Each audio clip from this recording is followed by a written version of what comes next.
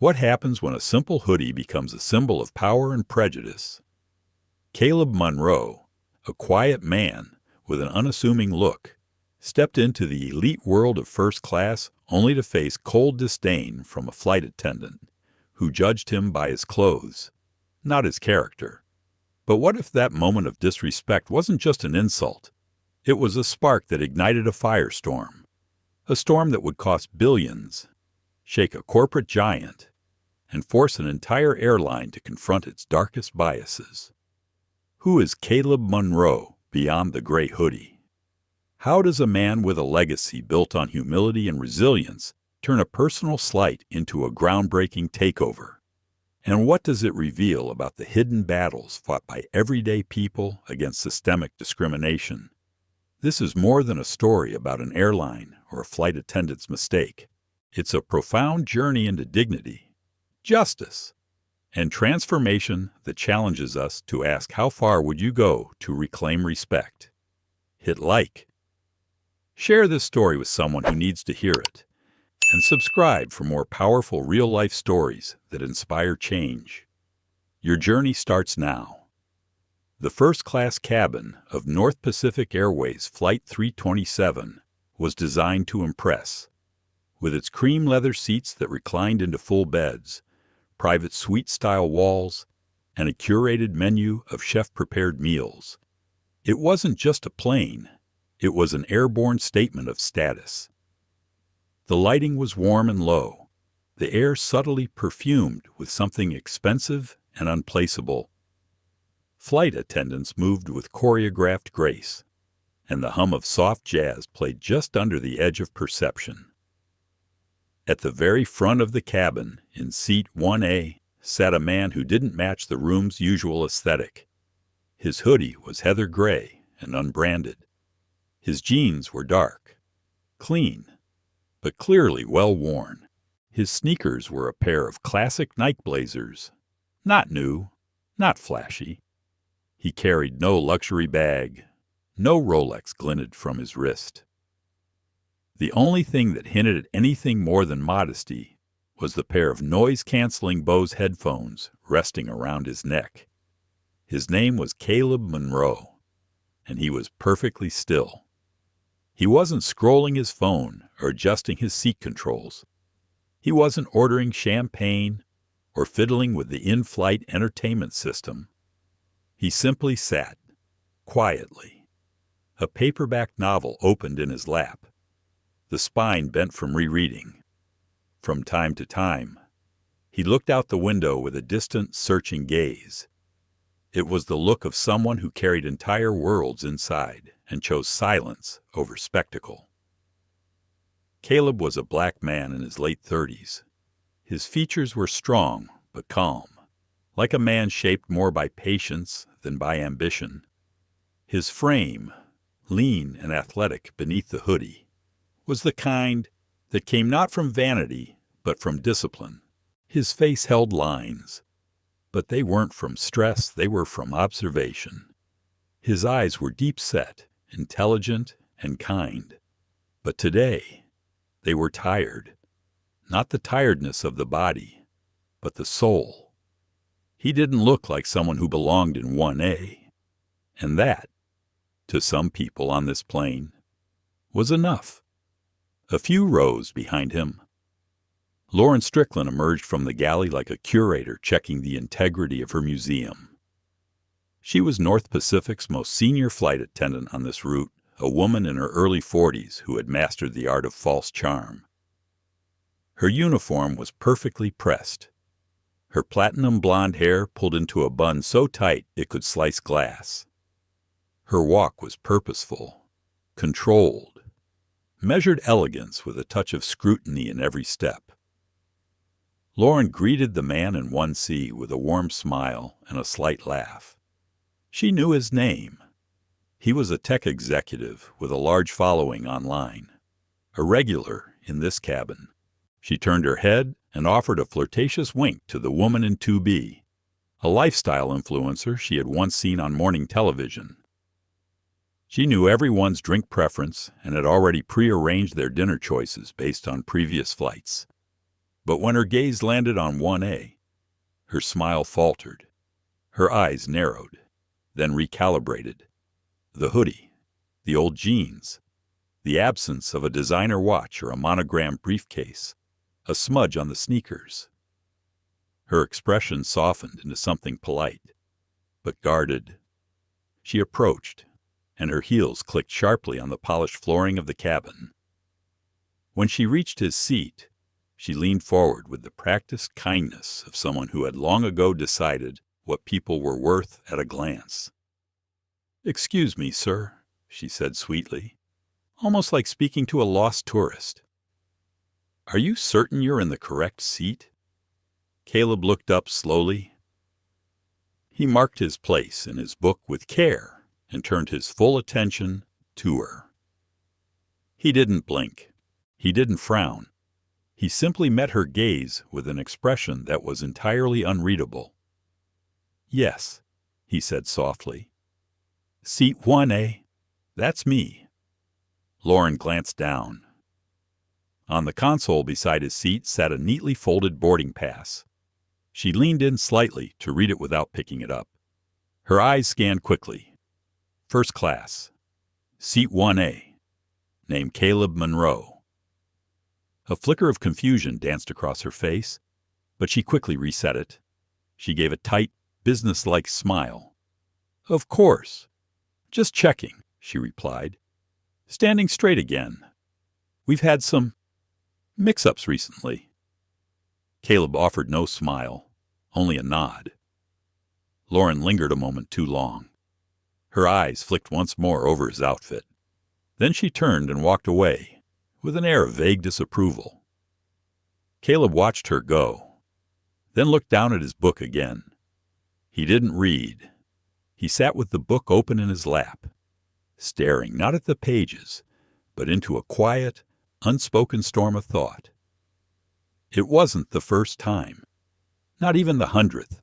There had always been someone like her, a doorman, a concierge, a maitre, a hotel clerk, a security guard, a banker, a barista, a neighbor, a teacher, a classmate, a cop, a flight attendant. There was always someone who decided that what he wore, how he moved, or how softly he spoke meant he didn't belong. Lauren's voice still echoed faintly in his ears. "Are you certain you're in the correct seat?" He breathed in slowly, then out. He had nothing to prove. Not today. But still, there was a familiar ache, not of anger, but of something more bitter, something older, the ache of being seen, and yet never truly seen. A soft voice stirred him. "Excuse me," said a man's voice beside him. "Is this seat 1B?" Caleb turned to find an elderly gentleman standing with a warm smile. He wore a tweed jacket with elbow patches and carried a leather satchel. His silver hair was thick and combed back neatly. His glasses hung from a cord around his neck. "Yes, this is 1B," Caleb said, standing instinctively to help the man with his bag. "Thank you, young man," the man replied, grateful. Airplanes are the last place on Earth where time slows down and everyone gets just a little bit more fragile. Don't you think Caleb smiled genuinely? This time, that's an interesting way to put it. The old man settled into his seat, offered a hand. "Dr. Thomas Ellery, Caleb Monroe. Pleasure, Mr. Monroe. Doctor." Ellery glanced at him, then at the retreating figure of Lauren. He had noticed, not everything, but enough. He said nothing, but his eyes held a quiet sympathy. Caleb turned back to his book. The plane continued to board, the soft shuffling of power and privilege settling into seats around them. The cabin was filling with those who believed they belonged. But for now, so was Caleb. The lounge at Logan International was called the Horizon Suite. Its lighting was dim just enough to make everything feel expensive. The air smelled faintly of citrus and leather, and the background music was some kind of mellow piano jazz that melted into the walls. Every glass sparkled, Every chair was velvet or walnut, and every person looked like they belonged to a different world. It was a sanctuary for executives and power brokers, for people whose names appeared on Forbes lists and IPO filings. Every detail of the space whispered a single word: exclusivity. And then there was Caleb Monroe. He had arrived early, not to drink or socialize, not to parade status. He just wanted to sit and read. He'd found a quiet corner by the window, where the sunlight filtered through frosted glass. He ordered still water and unwrapped a sandwich he had brought from home. His backpack rested at his feet. No monograms, no fine leather, just clean canvas, worn at the corners. He wore the same gray hoodie, the same dark jeans, same sneakers. He was invisible to most. And that, for Caleb, was something close to peace, until Lauren Strickland saw him. She moved through the lounge like a monarch surveying her court. Her posture was perfect, her smile sharp as a blade. She knew every frequent flyer by name. She could recite platinum-tier guest preferences from memory. She thrived on this environment. It was where she felt necessary, powerful. Lauren had built her career on her ability to manage perception. She understood exactly how people saw her, and she made sure to control how they felt about themselves in her presence. Her compliments were often earned. Her silence, usually pointed. She had learned over years that influence wasn't just about words, but tone. Not just about gestures, but glances. So when she noticed Caleb out of the corner of her eye, slouched slightly in the lounge's most coveted window seat, her mind immediately flagged him. Something was off. He didn't have a roller bag. He wasn't on the phone with an assistant. He wasn't looking around as if to see who was watching. Most telling of all, he wasn't wearing anything that cost more than $70. Lauren approached slowly, her heels clicking with crisp precision. She passed a hedge fund manager she recognized and offered him a warm smile and a nod. She passed a woman she'd helped last week during a delay and whispered a light joke in her ear. The room responded to her energy. She had worked hard to create it. When she stopped at Caleb's table, she didn't speak right away. She just looked. He was reading. A paperback, the kind with creases down the spine and dog-eared pages. He glanced up briefly when he felt her presence, then returned his gaze to the book. That alone unsettled her. She cleared her throat softly. "Good afternoon." She began with a brightness too polished to be sincere. "Can I help you with something?" Caleb looked up again, calmly. No tension in his body, no shift in his seat. "No, thank you," he replied. "Just waiting for boarding." Lauren tilted her head slightly, as if she hadn't heard him correctly. "This lounge is reserved for our premier guests first class, Global Club members. Do you have a boarding pass?" She let the final words hang in the air, just long enough. Caleb nodded toward the small round table beside him. A crisp boarding pass sat there, partially tucked under his water bottle. Lauren reached down, picked it up without asking. Her eyes scanned the print. Flight 327. Seat 1A. She blinked. That couldn't be right. The first-class cabin on this flight was boutique-sized. 4 rows, fully enclosed suites. The airline didn't just sell first class. They curated it. Seat 1A wasn't just any seat. It was the seat.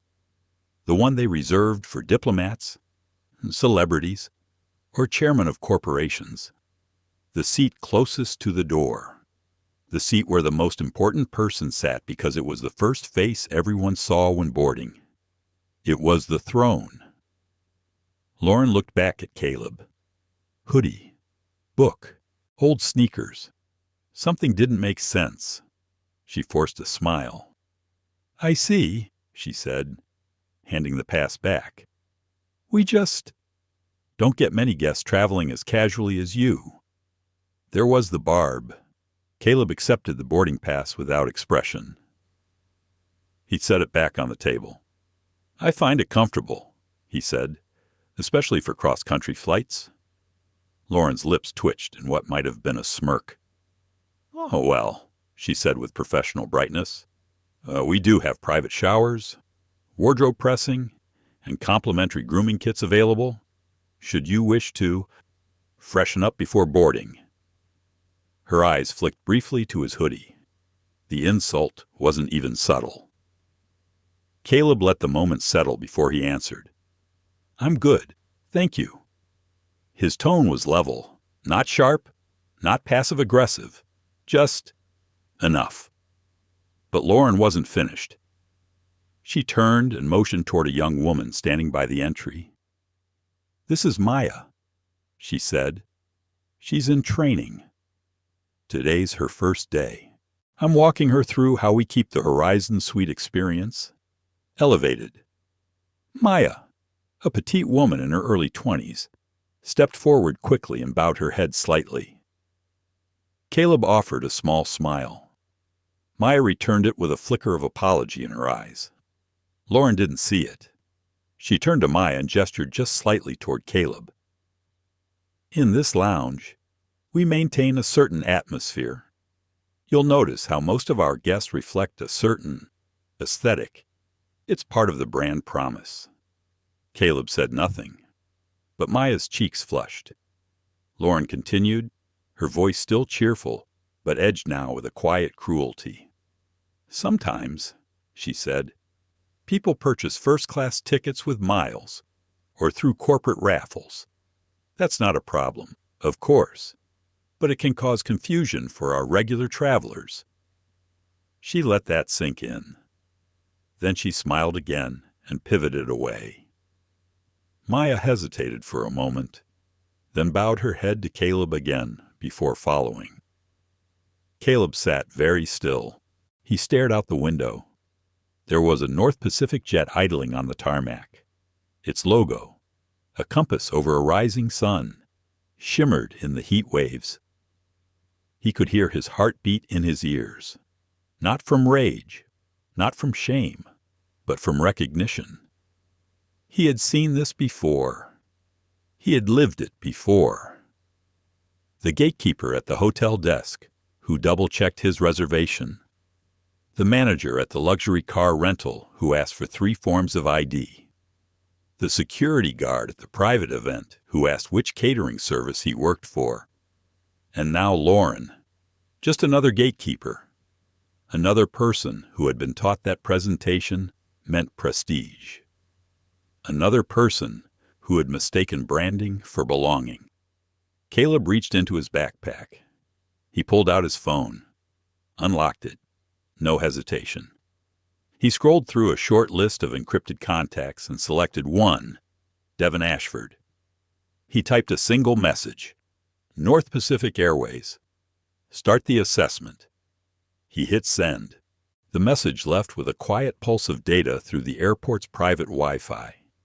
Lauren thought she was gatekeeping. She had no idea she had just opened the door to a different kind of flight. As passengers settled into their plush seats and the last of the carry-ons disappeared into overhead compartments, the cabin of Flight 327 took on a hushed glow. The noise outside faded to a soft rumble.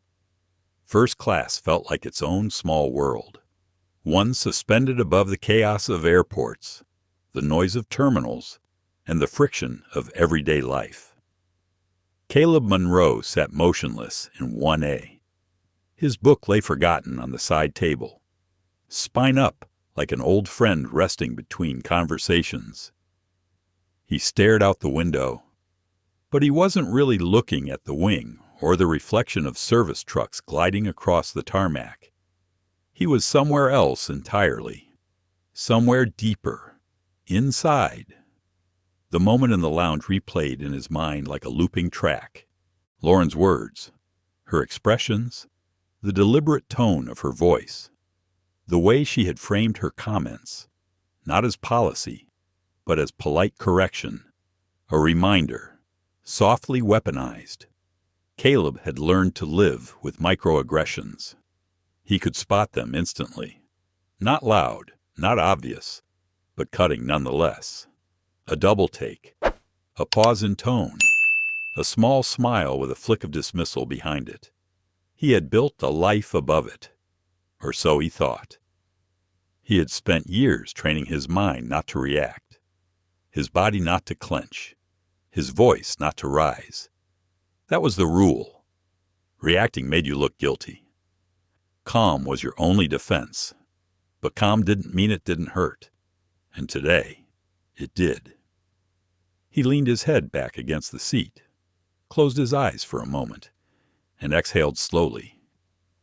He reminded himself of the promise he made long ago, never to allow someone else's ignorance to determine the shape of his day. But it wasn't working. Not this time. A voice interrupted his stillness. "Would you like a pre-departure drink?" Sir Caleb opened his eyes. Lauren stood there again. Her expression was a mask perfect, artificial, a copy of customer service pasted over irritation. Her smile didn't reach her eyes. She held a silver tray in one hand, filled with glasses of sparkling wine, crystal clear water, and blood orange juice. Caleb looked at her, then at the tray. "Just water. Thank you." She placed a plastic bottle on the armrest table with a hollow thud. No coaster, no napkin, no eye contact. Caleb looked at the bottle, then turned to his left. A few seconds later, she approached Dr. Ellery in seat 1B. The professor received his water in a heavy-bottomed glass with a linen napkin folded neatly beneath it. She even gave him a light chuckle with her delivery, a touch on the shoulder. The difference was subtle, but unmistakable. Lauren made her way down the aisle, morphing as she went. Her voice became warmer, her smile wider. She greeted each passenger by name. She poured wine, offered compliments. It was performance. Yes, but it was enthusiastic performance. She knew how to perform for people who, in her mind, belonged. When she vanished behind the galley curtain, Dr. Ellery leaned slightly toward Caleb. "I don't suppose she offered you the champagne," he said gently. Caleb gave a half-smile. "No, just the bottle." "Ah." The professor nodded, his tone careful. "She seems to be running a very curated service." Caleb didn't respond right away. "Do you ever get used to it?" he asked quietly. "Dr." Ellery looked thoughtful, tapping a finger lightly on the edge of his tray. "Not really," he said. "I'm old, which buys me a certain kind of invisibility. But even that comes with rules, appearances. Your presence seems to have bent a few of hers." Caleb let out a quiet chuckle. "It's always the hoodie," he said. "Dr." Ellery studied him for a moment, then nodded. "Or what it represents." He said, "She looked at you and decided who you were. That's not about policy. That's something else entirely." Caleb turned back to the window. It had always been the same. In school, he'd been the quiet kid who finished early and never raised his hand. In college, the one who never got invited to office hours until he showed up with a 4.0. In business, the one who walked into boardrooms and got mistaken for the intern. He had built a life out of being underestimated. He had turned it into fuel. But today, it didn't feel like power. It felt like a wound reopening. The plane began to taxi. A mechanical hum filled the cabin, and the lights shifted to a cooler tone. The safety video played in near silence. Caleb barely noticed. His thoughts were louder. What made him pause wasn't the insult itself. It was how practiced it was, how seamless, like Lauren had done it 100 times before, how she used her smile as a scalpel, slicing just enough to remind someone of their place. And then came her voice again, louder this time. She stood just behind Caleb's seat, speaking to someone at her side. "This is Maya," she said, her tone clipped but controlled. "She's training with me today, and I want to show her how we manage the cabin experience." Caleb turned his head slightly. Maya stood beside her, nervous, notebook in hand. "In first class," Lauren continued, now clearly speaking so several passengers could hear. "We're curating an atmosphere of elegance. Our guests expect a certain tone. That's why appearance matters. It's not just about what someone pays for a seat. It's about maintaining the brand." Her eyes landed on Caleb's hoodie for a heartbeat too long. Maya's eyes widened. She looked mortified. Caleb said nothing. He simply stared at Lauren. No words, no gesture, no expression, but the stillness was powerful. He held her gaze longer than she expected, long enough for her to blink first. Then she pivoted and walked down the aisle. "Doctor," Ellery looked over, frowning. "That was unnecessary," he said, shaking his head. "Unkind, too." Caleb said nothing. Not yet. But something inside him clicked into place. He wasn't angry. He was ready. He picked up his phone again. The screen showed a response from Devin Ashford. "Understood. Collecting intelligence. Preparing analysis. Should we activate acquisition team?" Caleb typed just one word. "Yes." Then he put the phone down. The decision had been made. He had spent his life building leverage.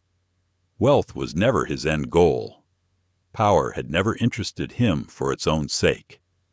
But today, he had found a reason, something worth doing, a system worth changing. Caleb looked out the window again. The city was falling behind them now, growing smaller. The clouds opened before them like a path. 30,000 feet above the ground, a man in a hoodie had just decided to buy an airline, and nobody knew it yet. Devin Ashford stood barefoot on the cold tile of his downtown Chicago condo, phone pressed to his ear, a half-finished glass of water forgotten on the counter. It was nearly 11:30 p.m. local time, and he had been 2 minutes from bed when the encrypted text from Caleb came through. NorthPacific Airways. Start the assessment. That was all it said. But Devin knew better than to question brevity. In Caleb's world, silence wasn't hesitation, it was discipline. If he sent one line, it meant the decision was already made. The rest was execution. Devin tapped a few keys on his secure terminal, lighting up a complex spiderweb of dashboards, stock tickers, board structures, financial overviews, institutional investor breakdowns, union contracts, market vulnerabilities. A public company like NorthPacific couldn't be quietly acquired through a casual offer. This was going to be a financial siege. And if Caleb was asking for it, that meant something personal had happened. He moved like this only when it mattered. Devin picked up his secure line. "Get me Cassandra at Goldman, and pull the team in London. We'll need pre-market activity ready by 3 Eastern. This isn't a simulation." Back in the skies above the Midwest, Caleb watched the cabin around him begin to settle into the gentle lull that follows takeoff. The lights had dimmed to a soft gold. The hum of engines grew steady and constant. Passengers reclined, ordered drinks, or opened tablets. It was the illusion of peace. Caleb didn't recline. He sat upright, still, staring straight ahead as though the seat across from him held answers. He reached into his backpack and pulled out an old photograph. The edges were worn, slightly curled from years of handling. It showed a younger man, maybe in his 40s, dark-skinned, wide-shouldered, standing beside a maintenance truck with the logo of the original NorthPacific Airlines before the rebrand. His uniform was stained with oil and time, but his smile was proud. Wallace Monroe, his father. Caleb studied the photo for a moment, his eyes clouded with memory. He remembered riding in the back seat of the old sedan when his father would pick him up from school in uniform. He remembered the smell of engine grease on his dad's hands, even on weekends. He remembered how his father used to point at planes as they passed overhead and say, "I work on those birds, son. They don't leave the ground unless I say they're ready." Wallace had loved that job. 30 years, never missed a day, trained new techs, saved the company millions through a repair protocol he invented that was never patented, just quietly absorbed. Then came the layoffs. 2 years before retirement, 2 years before his full pension would have vested. One morning, Wallace came home with a box of tools and no explanation. The company had called it a restructuring. The board had signed off. Wallace never returned to the hangar. He started working at an auto shop across town. The silence in the house was different after that. Caleb never forgot. And here he was now, flying in seat 1A on the same airline that had discarded his father like a worn wrench, and being told, still, that he didn't belong. It wasn't just Lauren. It was the culture that built her. Caleb slid the photo back into his bag and opened his laptop. His fingers hovered over the keyboard for a moment before he began typing commands. Secure servers lit up. Orders were scheduled. Holdings were evaluated. Proxy firms were alerted. This wasn't an idea anymore. This was movement. He typed one final command, then looked up. Lauren was walking the aisle again, a silver tray in her hand. She stopped at 1C, offered another warm laugh, then moved on. When she reached Caleb's row, she didn't step fully into his space. Instead, she lingered in the aisle and turned slightly toward Maya, who stood just behind her, in first class. "We personalize the approach," Lauren said. "We pay attention to who our passengers are, what they value. That's how we create loyalty." Maya nodded uncertainly, her eyes flicking once toward Caleb, then away. Lauren glanced at him, expression blank. "Would you like something else to drink, Mr. Monroe?" Her tone was crisp, empty, perfunctory. Caleb met her gaze, calm, still. "No, thank you." She nodded and moved on without a word. Maya hesitated, then leaned in just slightly. "I'm sorry about earlier," she whispered. "That's not how it's supposed to be." Caleb offered her a gentle smile. "Thank you, Maya." Her eyes widened for a moment. She hadn't given him her name. Caleb returned to his screen. On the other side of the country, Devon was moving fast. He had contacted a small group of trusted analysts and activated 2 acquisition firms under different shell identities. They would begin purchasing minority stakes in European and Asian markets the moment they opened. Devon had done this dance before, but never for something this big, this visible. He paused only once, looking at the header on the terminal, NorthPacific Airways. He remembered the first time he flew it as a child with his grandmother. The seats had been stiff, the air too dry, but he remembered the logo, the rising sun behind the plane's wing. Something about this felt different. He picked up the phone again. "Cassandra, we'll need an open tender option by morning. Contingency filings ready if we break 40% by sunrise. No press leaks. And I want all trades routed through competing firms. No single line of sight. We do this in silence, in the air." The cabin lights dimmed further. Caleb closed his laptop. The decision no longer lived on a screen. It was in motion now, running like current through wires and trading desks and encrypted tunnels.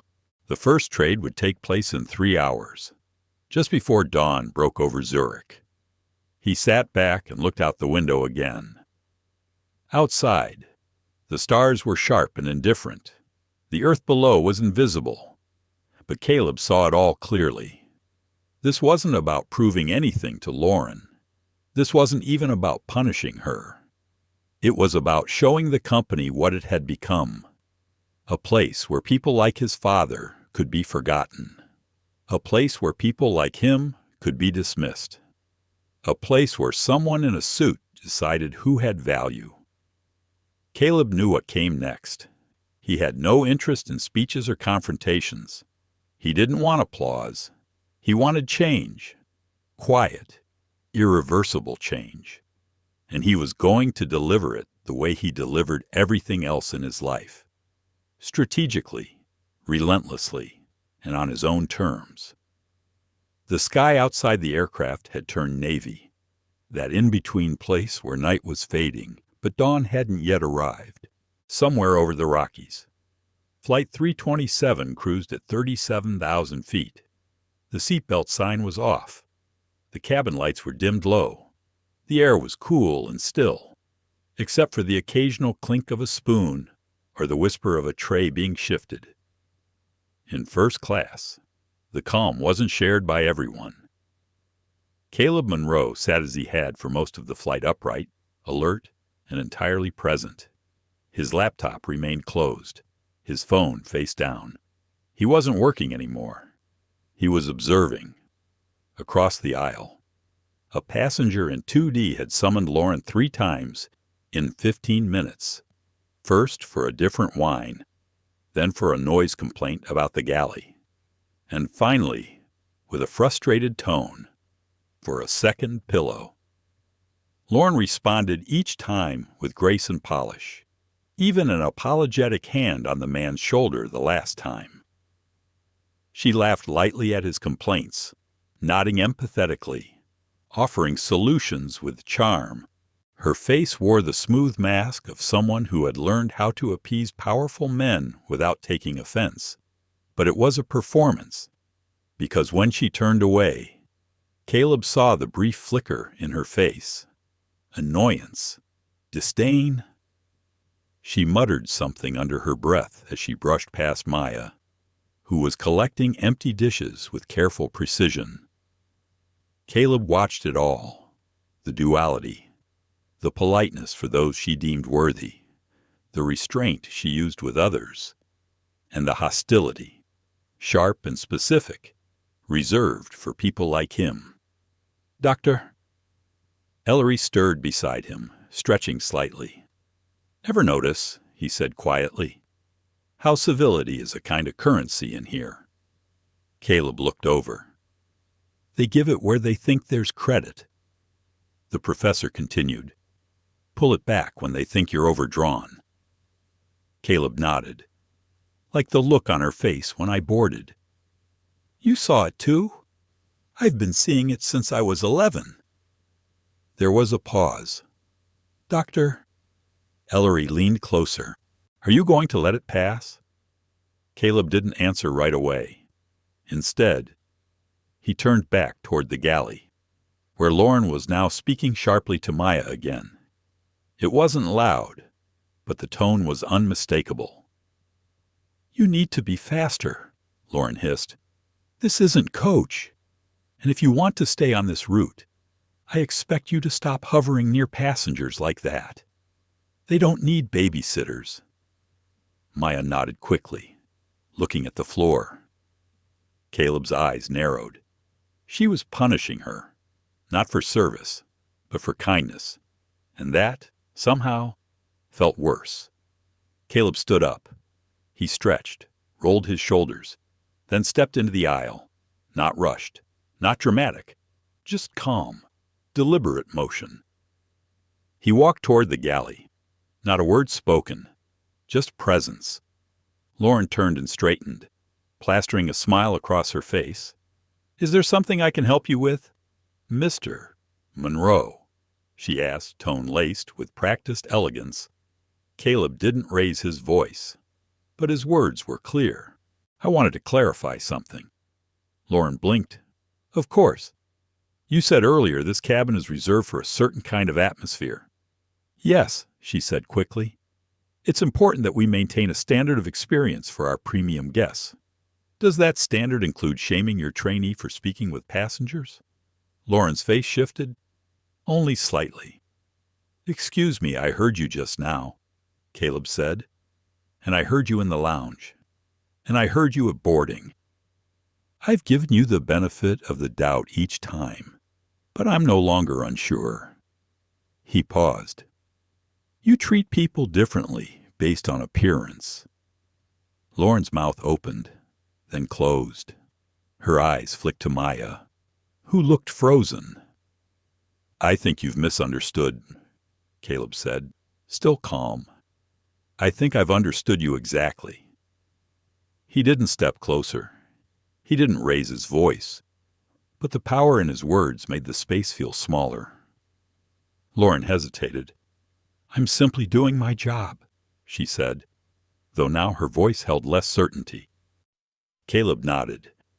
"Then you should know your job isn't just service. It's stewardship. You're not just delivering wine and folding napkins. You're setting the tone for what respect looks like in this space. And what you're teaching her is that kindness has limits. That dignity is conditional." Lauren flushed, her voice dipping an octave. "You don't know me." "You're right," Caleb said. "But I know what you represent, because I've seen it before." He looked at Maya. "You're doing fine," he said softly. Then he turned and walked back to his seat. No flourish, no announcement, but the ripple was felt. Lauren remained in the galley, frozen. Maya turned back toward the serving cart with her eyes wet but her hands steady. When Caleb returned to 1A, "Doctor," Ellery gave him a look of quiet affirmation. "You didn't shout," the professor said. "I didn't need to." The rest of the cabin, unaware of the full exchange, felt a shift in the air, as if something unspoken had been named. And for the first time that flight, Caleb allowed himself to recline slightly. Just a few degrees, but enough. Behind him, Maya moved with renewed poise. There was something different in her hands now. A new calm, a small rebellion of her own. And Lauren. She spent the next hour avoiding eye contact with 1A, far across the world, in a glass-walled tower in Hong Kong. The first quiet trade cleared. 10,000 shares of NorthPacific, purchased through a firm whose name would never appear next to Caleb's. One of many. Just the beginning. By the end of the day, 32 such transactions would be complete, each one unnoticed, each one pulling the foundation out from under the very company whose logo adorned the plane's wing. Caleb wasn't thinking about that now. He wasn't thinking about equity percentages or board control or asset leverage. He was thinking about Maya, about how close people came to folding under weight they weren't meant to carry, how fragile confidence could be when someone chose to humiliate you behind a smile. How many people like her had left jobs, careers, entire dreams because someone like Lauren had made them feel invisible. But not today. Not this time. Caleb closed his eyes and breathed deeply. And somewhere in the quiet above the clouds, the seeds of something greater had just been planted. It wasn't about revenge. It was about correction. And it had already begun. Morning had started to stretch itself across the curve of the sky. A pale orange began bleeding into the navy above, hinting at the continent below. Flight 327 was somewhere above Nevada now, drifting into sunlight as the passengers stirred quietly in their seats. The first rays of dawn touched Caleb Monroe's face, but he didn't blink. He had been awake for most of the flight, not out of tension or adrenaline, but clarity. The kind of clarity that comes only after you've made a decision too large to reverse. It settled in his chest like ballast, heavy but steady. He looked across the aisle at Dr. Thomas Ellery, who was now gently stirring cream into his coffee, with the patience of someone who had nothing left to rush. The professor looked up and smiled, just slightly. "You sleep at all?" he asked. "Didn't try to," Caleb said. Ellery nodded, sipping carefully. "There's something about silence at 37,000 feet," he said. "It has a way of amplifying what you're already carrying." Caleb didn't respond right away. He turned slightly to glance toward the front galley. Lauren wasn't visible, but he could hear the soft murmur of her voice, directing, managing, retaking control of her world. For now. Maya stepped quietly past them, collecting stray coffee cups with a gentle touch. Her eyes met Caleb's briefly. There was more certainty in them now. Not comfort, but clarity. A kind of steadiness she hadn't shown before. He nodded once, and she returned it. Meanwhile, hundreds of miles away in New York City, the phones at Ashford and Vail were beginning to light up. Devin Ashford had slept less than 2 hours, his team even less. But adrenaline moved like electricity through the trading floor. Screens reflected flickering numbers across tired eyes. The pre-market shifts were subtle, but building. Devin stood with his arms crossed, watching a central monitor that mapped equity control through layered nodes. North Pacific's pie chart was evolving small slivers, disappearing, shifting into anonymity, into entities they controlled.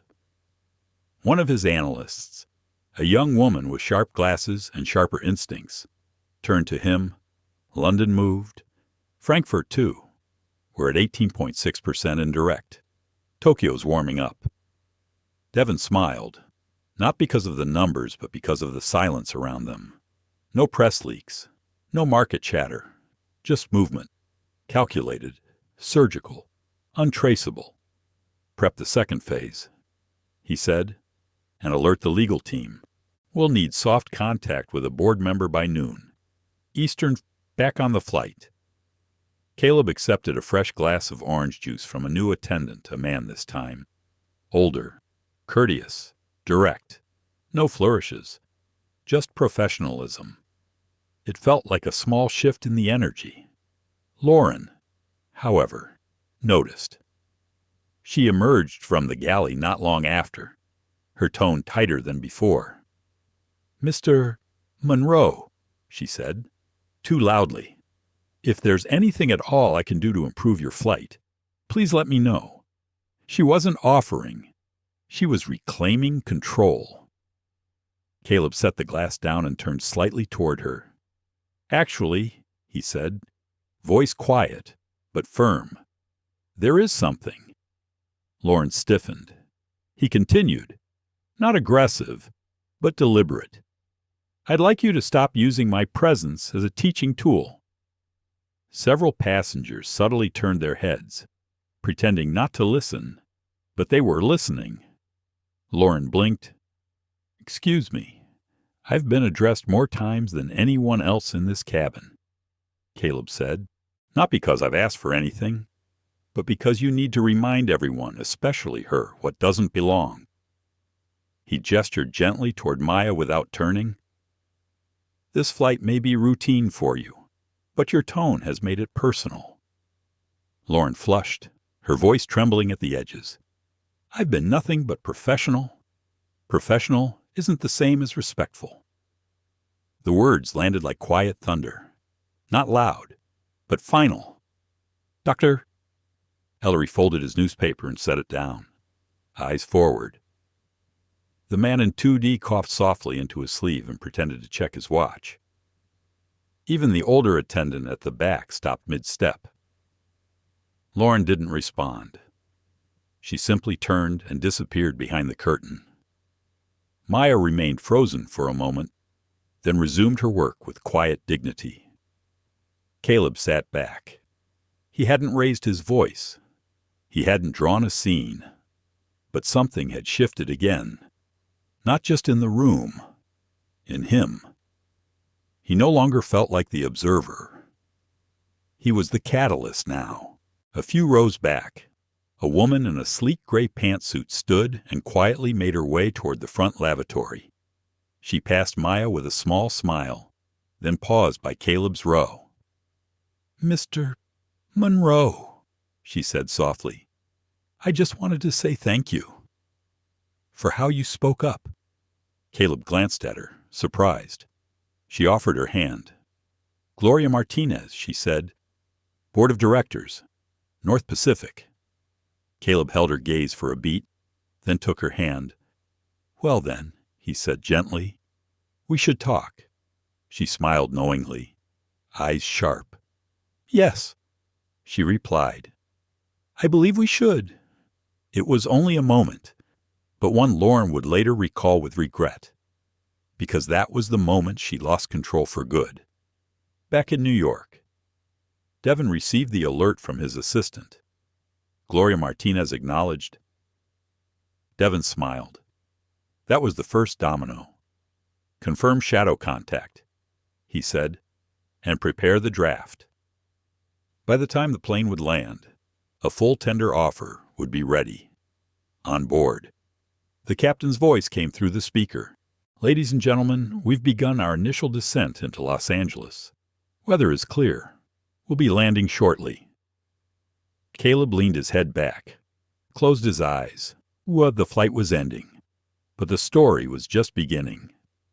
The landing gear thumped into place as the city of Los Angeles revealed itself beneath a blanket of morning light. Rows of rooftops shimmered in the haze, and palm trees stood like sentinels along the edges of freeways. The plane dipped slightly, catching a slant of sunlight through the windows. First class stirred with the subtle choreography of descent, seatbacks upright, trays stowed, tired bodies straightening. Caleb Monroe didn't move. He was still seated in 1A, composed, one hand resting on the armrest, the other lightly curled in his lap. He had barely shifted position since the conversation with Lauren ended, not because he was brooding, but because he was preserving something, a calm that had become his armor. He glanced once at Maya Chen as she moved silently through the cabin, checking belts and bins, her presence understated but graceful. Her eyes caught his briefly, and she nodded not as a thank you, but as an acknowledgement of shared understanding. Lauren, on the other hand, had become increasingly mechanical. Every step, every gesture, every word now carried the stiffness of someone performing under scrutiny. She didn't look at Caleb, not once. She didn't address him, didn't glance his way. Her world had narrowed into the safety of procedure. She was losing grip, and she knew it. The wheels hit the tarmac with a smooth roll. The cabin jolted slightly as the brakes engaged, and the plane began to taxi. Outside, LAX moved with its usual chaos carts zooming, lights blinking, the sun just beginning to warm the glass terminals. Inside the aircraft, tension had changed shape. It was no longer hidden. It had been named, exposed. As the plane reached the gate and the seatbelt signs clicked off, passengers rose in soft unison. Bags pulled from overheads, jackets shrugged on. Goodbyes exchanged with low voices. Caleb remained seated. He wasn't in a rush. Maya reached his row and stopped. Her hands were folded neatly in front of her. "Thank you for your patience during the flight. Mr. Monroe," she said quietly, "it's been a learning experience for me." Caleb stood slowly, looked at her directly. "You did fine," he said. "It's not easy to stay kind when the air gets cold." Her expression softened. "I'll remember that." He gave her a gentle smile. "So will I." Then he turned to retrieve his bag. Lauren was at the front of the cabin, standing stiffly by the door, arms locked behind her back like a soldier at inspection. She was no longer smiling, no longer speaking, just waiting for the moment to pass. As Caleb approached, her lips parted slightly, a reflex perhaps, some rehearsed farewell about to leave her mouth. But he didn't stop. He didn't need to. He stepped past her with a quiet grace that landed louder than anything she could have said. The air around her tightened. He walked up the jet bridge without looking back. Out in the terminal, sunlight poured through floor-to-ceiling windows. Travelers buzzed around each other like fish in a stream. Screens flashed with arrivals and delays. Luggage clacked across polished floors. And amid it all, Caleb paused. He opened his phone. A single message waited for him from Devon. "Tender complete," Gloria briefed. "Board contact confirmed." "Are we green light?" Caleb typed just 3 words. "Make it happen." Then he slid the phone into his jacket and walked. Back on the plane. Lauren finally exhaled, but the air didn't feel lighter. It felt heavier now, like something unseen had left the cabin, but its presence remained. She turned slightly and noticed Maya still standing halfway down the aisle, arms crossed softly, expression unreadable. What Lauren asked? Sharp and tired. Maya tilted her head. "Nothing. Just wondering how long it takes before someone figures out they've pushed the wrong one." Lauren frowned. "Excuse me." Maya stepped forward a bit. "You keep thinking you're correcting people, but maybe you've been the one off course this whole time." Then she turned and walked away. Lauren stood alone. In a boardroom across Manhattan, Devon Ashford stood at the head of a long glass table, now filled with analysts, counsel, and a representative from the Securities and Exchange Commission on video call. "All disclosures have been filed." Devon said, "Our total acquisition position stands at 51.4% as of this morning's open." The room didn't breathe. He continued, "Per regulations, we will inform the board of our intent to restructure immediately. Mr. Monroe will be named interim chairman." One of the analysts let out a quiet, impressed whistle. "Overnight," she murmured. 17 hours, Devon corrected. The video call pinged. Board acknowledgement confirmed. A woman's voice came through. "Gloria Martinez has scheduled an emergency meeting in 30 minutes. The CEO has not been informed yet." Devon gave a half smile. "That's all right. He'll learn in the room." At that same moment, Caleb stepped into the back seat of a waiting black sedan outside the terminal. The driver nodded politely, wordless. "Where to?" "Sir, North Pacific Tower," Caleb replied. "Downtown?" "Yes, sir." As the car pulled into traffic, Caleb finally relaxed into the leather seat. He thought again of his father, Wallace Monroe, of the smell of grease and dignity, of the way he'd hum quietly when fixing things with his hands, of the day he came home, early, quiet, with no job and no justice. This wasn't just about Lauren. It never had been. It was about all the people who had been dismissed, forgotten, belittled, pushed out of first-class seats, whether physically or spiritually, because someone else decided they didn't belong. And now, something rare had happened. Someone had decided to push back, not with shouting, but with strategy, not with rage, but with reach. Caleb looked out the window at the sprawling city around him, bathed in morning light. The old world had landed. The new one was about to take off. The North Pacific Tower was a testament to everything the airline claimed to be sleek, towering, expensive. Its facade shimmered with blue glass windows reflecting the skyline. And at the top floor, a conference room spanned the entire western wing, flooded with sunlight and wrapped in minimalist design. It was the kind of space built to impress shareholders and intimidate rivals. But this morning, something in the air felt different. Tension hummed just beneath the surface like turbulence on an otherwise smooth flight.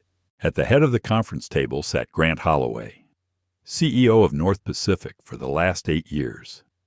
His silver hair was perfectly combed and his navy suit crisp. He wore the confident boredom of a man used to being in control. But the unreadable expressions around him had begun to chip away at that comfort. He glanced at his watch. "Where's the emergency?" he muttered. Gloria Martinez sat 3 seats away, hands folded neatly, expression calm. She hadn't spoken much since arriving, only exchanging a few quiet words with legal counsel. One by one, directors filtered in, less talkative than usual.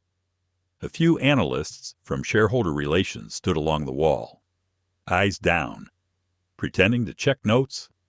Finally, the door opened again. In stepped Caleb Monroe. No fanfare, no announcement, just presence. He wore the same gray hoodie, clean and understated, with a blazer over it now. Still simple, still deliberate. He didn't need a uniform to assert power. He brought it in the silence behind him. Grant looked up, startled, then amused. "You're Mr. Monroe?" he asked. "You must be here about the software audit." "No," Caleb said calmly, walking toward the seat at the far end of the table. "I'm here about ownership." Grant chuckled. "I think there's a mistake." Gloria cleared her throat, gently but firmly. "There's no mistake," she said. "He's acquired controlling interest." Grant's smile faltered. "What, 51.4%? Caleb said. "Confirmed this morning." Grant looked around the room.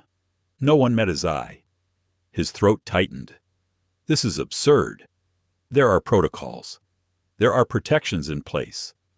"There were," Devin Ashford said, appearing in the doorway with a stack of binders under his arm, "until they expired 2 quarters ago. Your board didn't renew them." Grant shot up from his seat. "You think you can just walk in here?" And Caleb didn't flinch. "I didn't walk in," he said. "I was flown in, on your plane, in seat 1A. The words hit like pressure loss in a cabin. Sudden, sharp. The silence that followed was suffocating. "I was insulted," Caleb continued, "dismissed, profiled, on a flight paid for with my own money, operated by a company whose brand you've built on exclusivity disguised as prestige." Grant tried to speak, but Caleb raised a hand. "I didn't come here to debate you. I came to inform you. There will be changes." Grant's voice cracked slightly. "You think you're the first outsider with money to come through those doors thinking they can clean up an airline?" "I'm not interested in cleaning up your airline," Caleb said. "I'm interested in replacing the rot underneath it." Devin stepped forward, handing documents to each board member.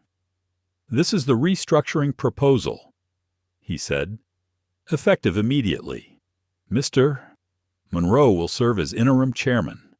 Mr. Holloway, you're being placed on administrative leave pending review." Grant's fists clenched. "You can't do this." Caleb stood slowly. "You did it to yourself." He turned to Gloria. "Would you care to call the vote?" Gloria nodded. "All in favor." Hands raised, one by one. Even the ones Grant thought were loyal. 8 out of 11. Majority. Caleb didn't gloat. He didn't smirk. He simply sat again. And just like that, the airline had a new owner. Outside the tower, life continued. Taxis crawled through intersections. Planes lifted into the sky, oblivious to the earthquake happening in the air traffic they belonged to. Inside, Grant sat stunned. His power pulled from underneath him in less than a day. He turned to Caleb. desperate now. Why? Why this airline? You could have bought anything. Caleb looked at him. Because this one forgot who built it. Grant blinked. Caleb continued. My father was a mechanic for NorthPacific. 30 years. Never missed a day. He created safety protocols that saved this company millions. They laid him off 2 years before his pension vested. Grant swallowed hard. You want revenge? No, Caleb said. I want reform. He stood. We're rebuilding from the inside out. The tone of this company changes now. We don't reward performative diversity. We don't excuse soft bigotry behind first-class service. We don't bury people like Maya behind seniority systems that protect entitlement. Maya, Grant asked. Your junior attendant. Caleb said. She's the kind of person we build around now. Gloria spoke up again. There will be an internal review of all crew conduct, starting with Flight 327. Grant shook his head, stunned. You're serious? Caleb didn't respond. He didn't have to. His silence said everything. As he left the boardroom, Devon fell into step beside him. That was precise. Caleb kept walking. I didn't come to make noise. I came to create gravity. Outside. The air was warmer now. The sun was fully up. Caleb looked out at the planes lining the runway, engines humming. It felt different now. Not like power, but like purpose. By the time the decision was finalized, news hadn't yet broken. The media was still asleep. But inside North Pacific's executive offices, the sky was already shifting. Legal teams were mobilized. HR compliance officers received quiet pings. A few senior executives started packing their desks without waiting to be told. The airline, for the first time in years, was experiencing turbulence that couldn't be smoothed over with a press release or a strategic pivot. This wasn't a scandal. It was a reckoning. Caleb Monroe stood by a large floor-to-ceiling window in the executive lounge, watching the planes land and taxi. His reflection stared back at him, calm but resolute. He held a simple cup of coffee in both hands, untouched. Devon Ashford stepped in quietly behind him. Crew review underway. Internal compliance received the flight report for 327. Maya's already been contacted. HR wants to interview her later today. Caleb turned slightly. Will they protect her? I've already assigned legal counsel to her. On our dime.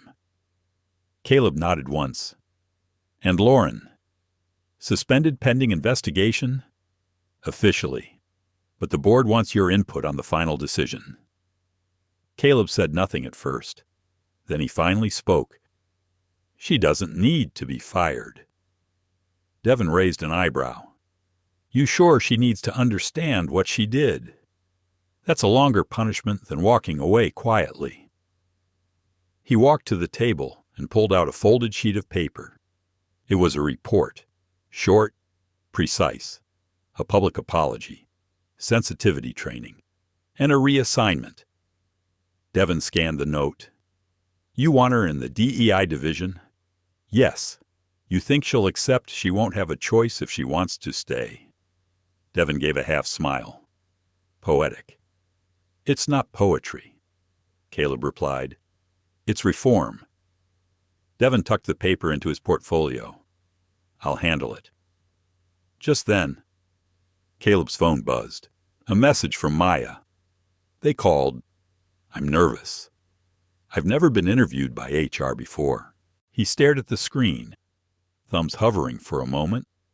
Then he typed, Just be honest. You didn't do anything wrong. And if they ask how you stayed calm, tell them it's because you were raised with grace. A moment passed, then her reply. Thank you. Mr. Monroe. That means more than you know. He locked his phone and exhaled slowly. Not out of fatigue, but out of restraint. This was the part most people didn't see: the quiet work after the noise. In another part of the building, Lauren Strickland sat in a sterile conference room with no windows.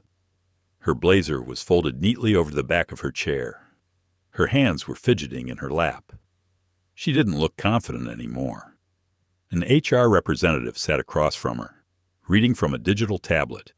Flight 327 LAX route. Passenger complaint citing bias and inappropriate conduct. Verbal statements made to a junior crew member. Do you deny the exchange? Lauren didn't answer right away. I don't know what I said exactly. It was a long flight. Would you like to hear the recording? There's a recording. The representative nodded. There's always a recording, especially in premium cabins. Lauren's breath caught. Her stomach dropped. She folded her hands tightly.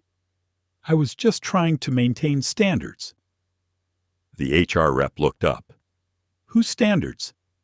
Lauren blinked. You've been assigned to a sensitivity remediation program. 3 sessions mandatory. In addition, you'll be reassigned. Lauren sat straighter. To where the rep slid a packet toward her. Diversity and inclusion. You'll help train new staff. Teach what empathy looks like in service. Lauren stared at the packet as if it were a punishment. I'm not qualified for that. Maybe not yet, the rep said softly. But maybe it's time you learned. Back in the lounge. Gloria Martinez joined Caleb by the window, 2 steaming cups of green tea in hand. You've stirred the hornet's nest, she said gently. Good. Caleb replied. Maybe the hive needed shaking. She smiled, handing him the cup. Do you know how long I've waited for this? I've sat on that board for years. Watched decision after decision, bend to comfort and tradition. But now I feel like maybe we've got a real chance. It's not just about changing faces, Caleb said. It's about changing mirrors. Gloria gave a curious look. What do you mean? People like Lauren don't see themselves as biased because no one holds up the mirror long enough. They see a uniform, a smile, and they think that's enough. And you, I see legacy, Caleb said quietly. My father worked to the bone for a company that forgot him. I can't forget. There was a long pause. Gloria sipped her tea, and Maya. She reminded me why I'm here. Will she stay? I hope so. I want her to. Then tell her, I will. Across the city, in a modest apartment in Koreatown. Maya Chen sat on the edge of her bed, still in her uniform, her hands in her lap. She had recorded the HR interview on her phone, not to use it, but to remember how she found her voice when it mattered. A knock at the door startled her. She opened it to find a courier holding a small envelope. For Maya Chen? Yes. She opened it after signing. Inside, a handwritten note. You are the calm in the cabin. Thank you for keeping the plane steady when others couldn't. You belong here. Don't forget that. Caleb Monroe. Beneath the note was a new ID badge. Same name. Different color. She blinked. Gold stripe. First-class attendant. Her eyes filled with tears. Not because of the promotion, but because of what it meant. She mattered. Someone saw her. Someone believed in her enough to give her a new seat. Not just on the plane. In the story. 3 days had passed since the boardroom reversal. But for Caleb Monroe, time no longer moved in hours. It moved in headlines. Every business site, from Bloomberg to Fast Company, ran the story with some variation of the same phrase. Hooded billionaire takes over airline overnight. Some applauded, some speculated, a few mocked. But none of them knew the real story. Not yet. Caleb hadn't granted a single interview. Not because he was hiding, but because he was waiting, letting the dust settle, letting the fear bloom inside those who had grown too comfortable atop the hierarchy. He wasn't out for drama. He was building change with patience. On the fourth day, Caleb returned to the North Pacific Tower through the private elevator, alone. The silence in that small steel box was not the silence of retreat. It was the silence before strategy. When the doors opened, Devin Ashford was already waiting, iPad in hand. 2 more crew complaints from separate flights, both patterns similar to Lauren's conduct. We may be dealing with a systemic issue. We are, Caleb said plainly. And we've been for years. We just didn't have the receipts. Devin walked beside him through the glass corridors. Do you want to address the media? Not yet. Then what's the next move? Caleb stopped at the end of the hallway and looked out over the tarmac. Culture doesn't change through PR. It changes through people. He turned to Devin. Set a town hall. 1 week from today. No script. No stage. I want to sit with the crew. Every rank. Every face. Let them ask anything. Devin nodded slowly. You're going into the lion's den. Good. Let them see I'm not afraid. Meanwhile, in a downtown cafe nestled on a side street, Maya Chen stirred her tea nervously. Her hands were shaking just enough to rattle the spoon against the ceramic. Across from her sat her mother, Maya Chen, a retired public school teacher with kind eyes and skeptical brows. They made you lead attendant already, May asked, peering at the new ID badge on the table. Maya nodded, uncertain whether to smile or brace herself. After everything, her mother continued, That fast, I think it's more about what I didn't do than what I did. May gave her a pointed look. What you didn't do was lose your temper. I almost did, but you didn't. And that tells me everything. Maya smiled a little. She needed to hear that more than she'd realized. You're not afraid of going back on another flight? May asked. I am, Maya admitted, but I think that means I should go. Why? Because people like me don't usually get invited back to fix what broke us. May reached across the table, squeezed her daughter's hand gently. Then maybe you were born to do more than serve coffee at 30,000 feet. Maya blinked back sudden tears. She'd always thought she was small in the world, but maybe small things weren't meant to stay small forever. At the North Pacific executive floor, a new email was being prepared to go out. Subject: open forum invitation with interim chairman Caleb Monroe. Recipients: all crew, operations, ground staff, and flight leadership. Body transparency begins with conversation. Mr. Monroe invites you to speak with him directly. No PR filter, no pre-submitted questions, just truth. Date: Friday, 11 on me. Location: hangar, 3 LAX operations campus. Within minutes of being sent, replies began flooding in, some cautious, some furious, some hopeful. At a quiet house in the San Fernando Valley, a retired man named Thomas Ellery read the email with a smile.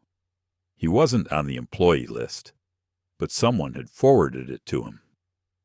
He leaned back in his chair, sipping chamomile tea, and muttered to himself, Well, I'll be damned. The man in 1A's making waves.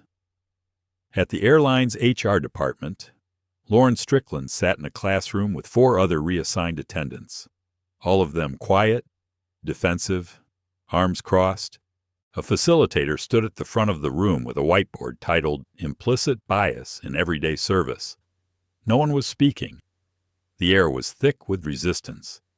Until Lauren, for the first time in 4 days, spoke up.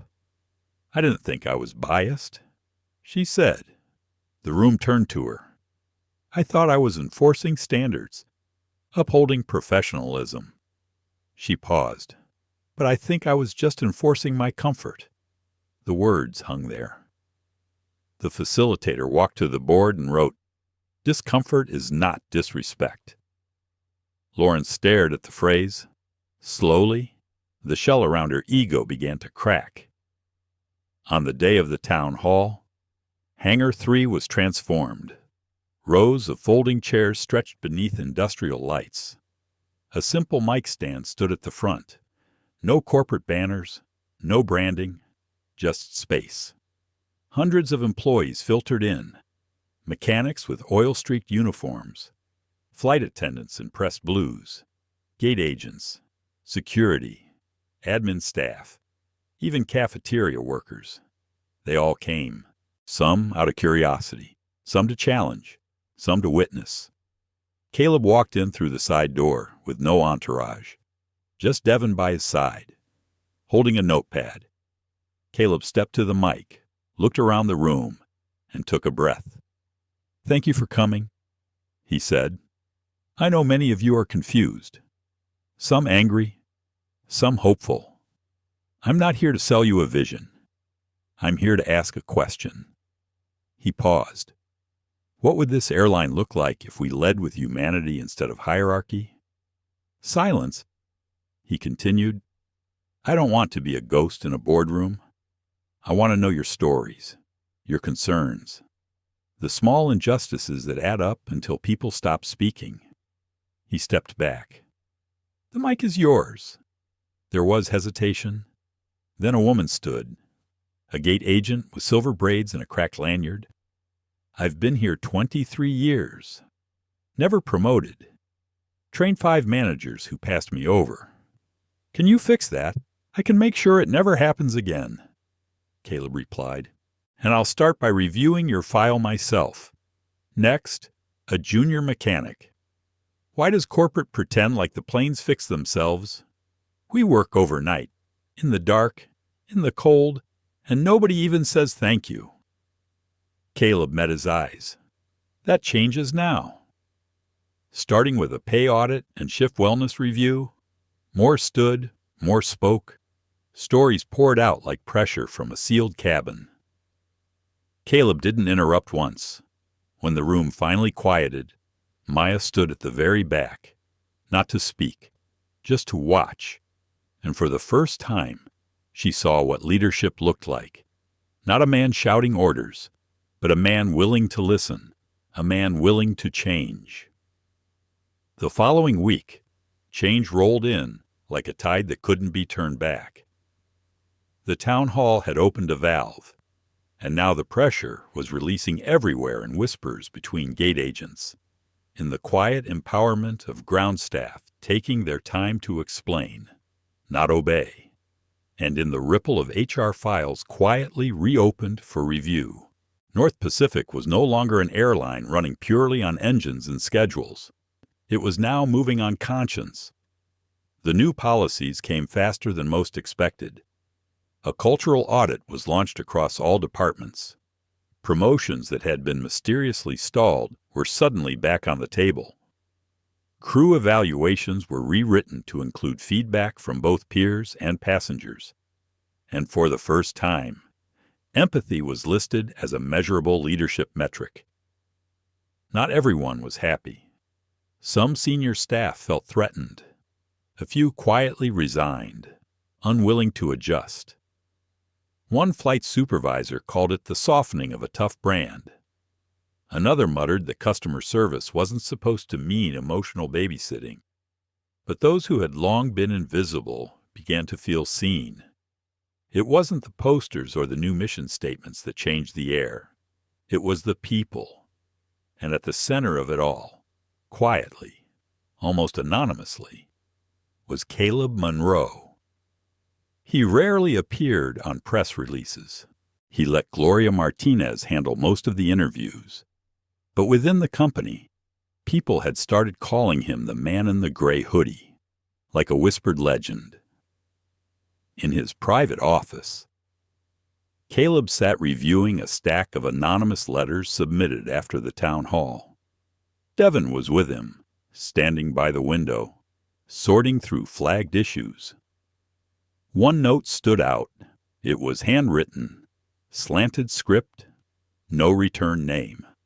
My brother worked 17 years for NorthPacific before he got fired for violating uniform code. He wore a Black Lives Matter pin. That was the violation. Thank you for making space for people like him to matter again. Caleb stared at the note for a long time. Then, without speaking, he folded it and placed it in his wallet. Devin watched him. Everything all right? Caleb didn't answer at first. I don't want this to be a phase, he finally said. Corporate America is full of trends disguised as reform. Then we build it to last. Devin replied, You're not a moment. You're a shift. Outside. The day moved normally. Flights landed. Connections missed. Families reunited. But behind the scenes, the structure had shifted. In a different part of the building, Maya Chen stood in front of a classroom filled with new hires. Her badge now bore the title, Lead Flight Experience Officer. It wasn't a promotion in title only. It was responsibility. And it came with nerves. She took a breath. When I was in your seat 6 months ago, I thought I was just here to learn service protocols, coffee, seatbelt demos, emergency drills. I thought the job was about knowing the script. She looked around the room. It's not. Some new hires glanced up, curious. This job is about reading people, especially when the script doesn't fit the moment. The day I learned that was the day I almost lost my job, because I tried to speak up when someone else in uniform was being treated like a problem, not a person. She swallowed, remembering that moment. Leadership doesn't always look like the person with the badge or the wings. Sometimes it looks like being the only one standing when everyone else sits in silence. She paused. I'm still learning, but I hope that today you'll start thinking about who you want to be at 30,000 feet, because no matter your role, someone will look at you and decide whether the airline cares. You get to decide what they see. A few heads nodded slowly. After the session, one trainee came up to her, a young man with a nervous smile. Is it true? You were on Flight 327 with him? Maya raised an eyebrow. With who, Caleb Monroe? She smiled softly. What was he like? Maya looked out the window, sunlight pouring through the glass. Quiet, observant, kind, but not soft. He sees through people, and somehow he still believes in them. The trainee nodded like he was filing it away for later. Later that evening, Maya found herself standing outside a familiar office. She hesitated before knocking. Come in, Caleb's voice said from the other side. She stepped in, holding a small box. I brought something, she said. Caleb set down the papers in front of him. Maya opened the box. Inside was a model airplane, handmade, carved from dark wood. My dad used to make these when I was a kid. I told him what happened on that flight. He said people like you deserve reminders that you're doing more than pushing paper. Caleb took the model, turning it over in his hand. Thank him for me. Maya smiled. He said to give it to you myself. There was a pause. I never said thank you, Maya added, for not letting what happened slide.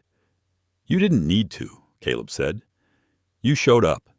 You stayed kind when you had every reason not to. That's how we change culture. From the small seats, Maya looked down, eyes stinging a bit. Are you staying, Mr. Monroe? As chairman, he leaned back. For now. And after he looked out the window, watching another jet lift into the sky. After. I hope this place won't need me to remind it who it's for. Maya nodded. She understood. Some leaders come to be seen. The great ones come, so others finally can be. The city lights of Chicago glittered beneath the descending plane, like scattered jewels spilled across black velvet. Caleb Monroe sat in his window seat. the familiar hum of the engines, a steady pulse beneath the quiet cabin. Outside, the world stretched vast and unknowable, but inside him, a calm certainty settled like a compass finally aligned. This journey was different, not just because of where he was going, but because of where he had come from.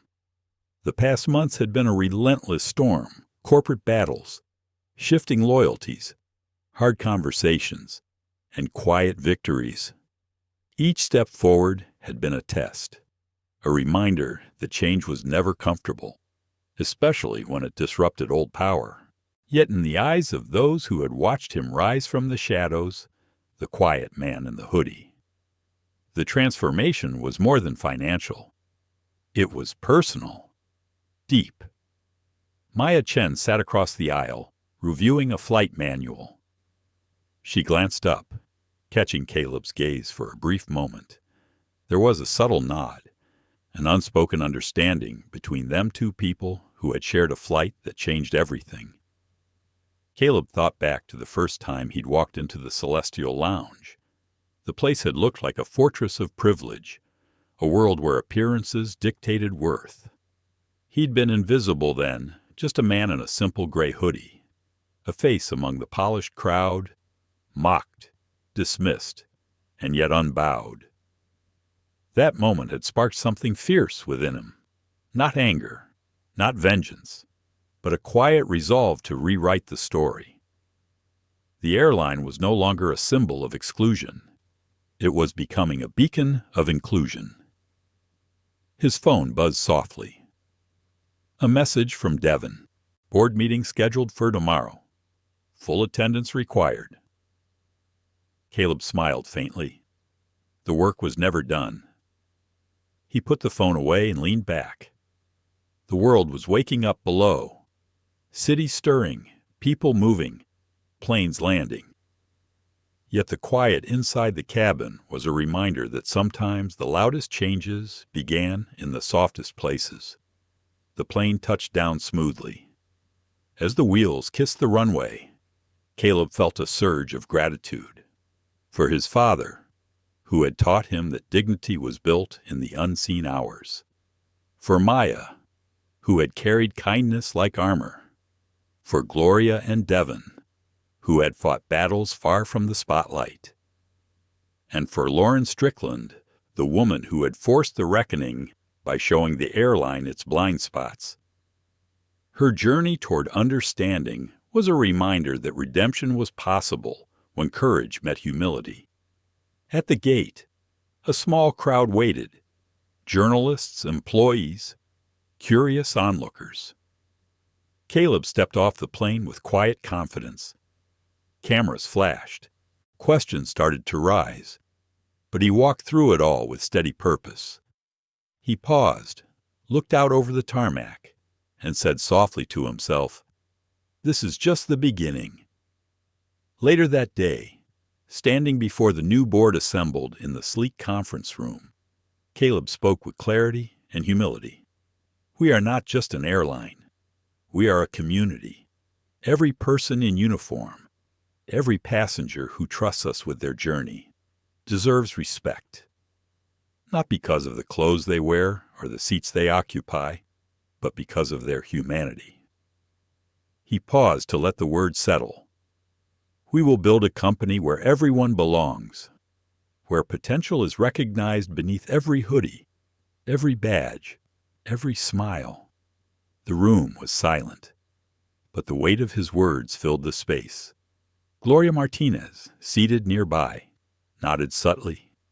Outside, Maya prepared for her next flight, feeling the steady beat of possibility in her chest. She clipped her ID badge to her uniform, a symbol not just of a job, but of a movement. As the sun set over the horizon, Caleb sat once more in his office, now filled with natural light and open spaces. On his desk lay the wooden airplane model Maya had given him. He turned it gently in his hands, feeling the grain beneath his fingers. The phone rang. It was his mother. "How's the new journey?" she asked. Caleb smiled. "It's real now. not just a dream. And as night fell, a city breathed around him, unaware that its skyline was also rising, shaped by quiet strength, profound dignity, and the courage to change. Caleb Monroe's story isn't just about a man who bought an airline. It's about reclaiming dignity in a world that too often judges by appearances. It's about courage in the face of quiet discrimination and the power of standing firm without losing kindness. Maya Chen's courage, Lauren's reckoning, and Caleb's leadership remind us that true change begins when we look beyond the surface and confront uncomfortable truths. This story leaves us with both hope and a challenge to see each other with empathy, to call out injustice when we witness it, and to remember that every person deserves respect no matter what they wear or where they sit. Discrimination hurts more than just individuals. It corrodes the very fabric of community and trust. If this story touched your heart, please like, share, and subscribe to our channel. Join us as we continue to uncover real stories that demand justice, inspire empathy, and spark meaningful change. Together, we can build a world where respect is the standard, not the exception. Thank you for watching. Stay tuned for more stories that move you.